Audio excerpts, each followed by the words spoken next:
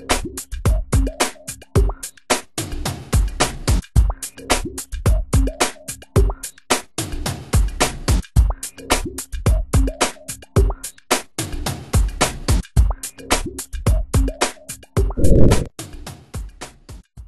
selamat siang. Saya Dr. Jeffrey.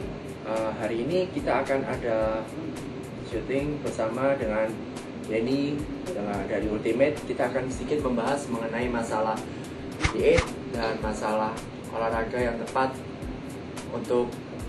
terutama untuk kalangan wanita agar mendapatkan hasil yang paling optimal.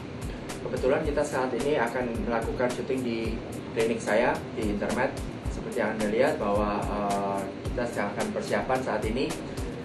Sebentar lagi akan dimulai. Saya harap acara ini akan bermanfaat terutama untuk bagi orang yang sudah ingin dan mencoba menurunkan berat badan secara benar tapi masih belum menemukan hasil yang tepat. Oke, selamat mengikuti acara ini. Terima kasih.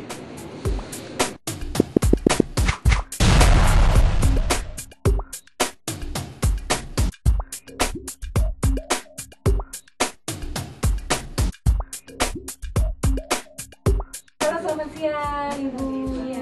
Iya. Oke, di hari ini kita sedang berbicara mengenai diet, ya. Diet ini merupakan sebenarnya masalah yang sudah umum. Nah, di sini telah hadir narasumber, ada Mas Denny Santoso. Halo.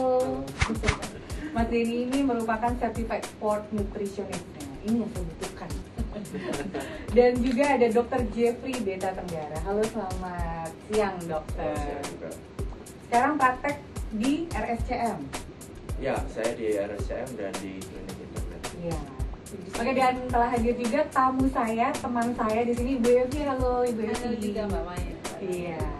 Nah, langsung saja kita ngobrol-ngobrol mengenai diet. Ya. Diet seperti apa sih sebetulnya yang benar itu? Kita konteks di sini adalah membahas masalah diet untuk menurunkan berat badan. Iya. Sebenarnya diet yang benar itu harus dimulai dari frekuensi makan lah. Jadi kita harus mulai memperhatikan nutrisi yang masuk dulu. Oke. Kemudian berapa kali kita makan dalam sehari, 5 kali, 6 kali itu yang disarankan. Dan kita butuh gitu asupan nutrisi makanan gitu. Cuman kita salah masukinnya gitu. Jadi kita harus perbaiki dulu dari apa yang masuk, berapa kali yang masuk gitu.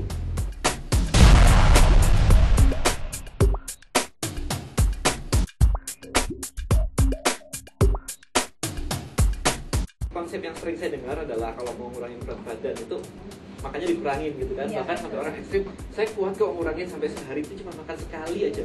Ketika kita biasa makan berlebihan, kemudian jadi gemuk, kemudian kita melakukan diet, kan yang masuk jadi sedikit. Iya.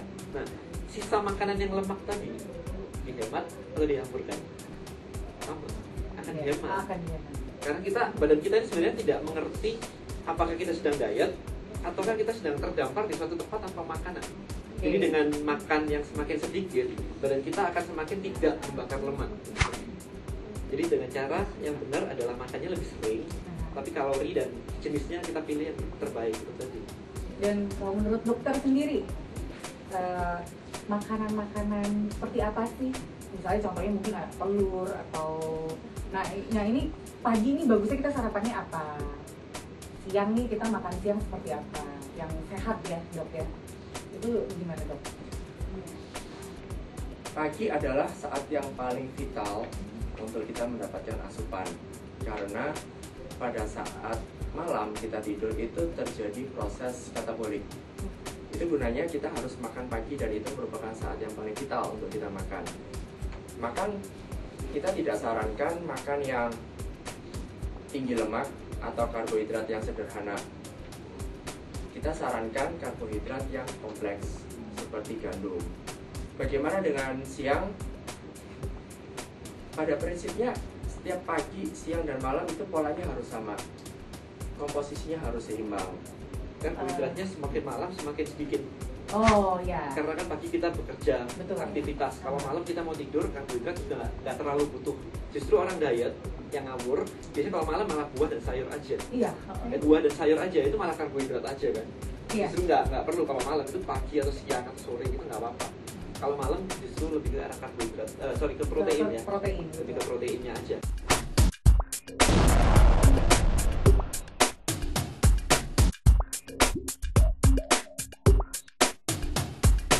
kita kan pengen menurunkan berat badan nih gitu Iya, kan. betul. Kalau menurunkan berat badan tanpa olahraga, energinya mau dikemanain gitu.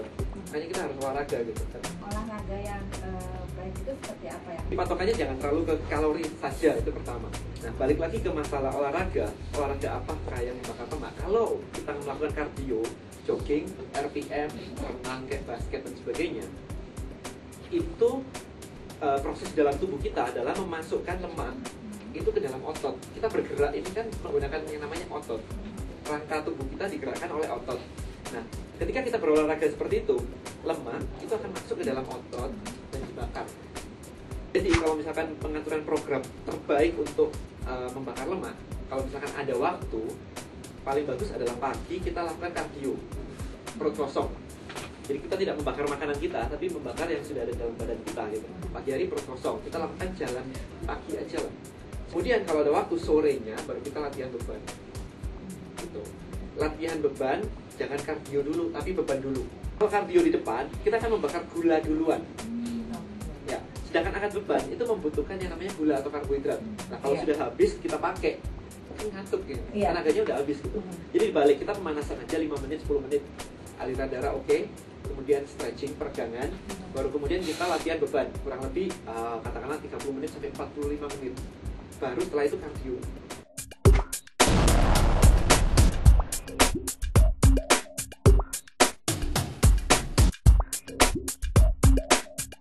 Suplemen paling dasar sebenarnya itu adalah protein. Karena apa? Makanan kita kebanyakan kekurangan protein. Kita selalu makan kan nasi lah. Coba kita makan soto gitu ya. Nasinya seberapa? Semangkok. Ikannya berapa selembar gitu. jadi dari situ kan kita tahu bahwa protein itu kita kurang gitu. Nah, maka dari itu kalau misalkan diet, protein itu adalah basic suplemen yang saya haruskan. Nah, untuk suplemen kayak misalkan membakar lemak, itu bisa untuk membakar lemak asalkan badan kita sudah oke gitu. Kita sudah olahraga, kita sudah diet dan sebagainya udah benar, baru kita percepat istilahnya. Oke, waktunya sudah habis. Terima kasih banyak Ibu Evi untuk hadir di sini, Mas Denny dan dokter. Nanti kita akan ada pembicara-pembicara mengenai diet juga. Cuma dengan topik yang mungkin yang tadi kita bicarakan secara global ya. Nah, itu sebenarnya banyak sekali yang kita masih bisa bicarakan. Oke, kita ketemu lagi nanti. Selamat siang dan terima kasih. Oke, terima kasih.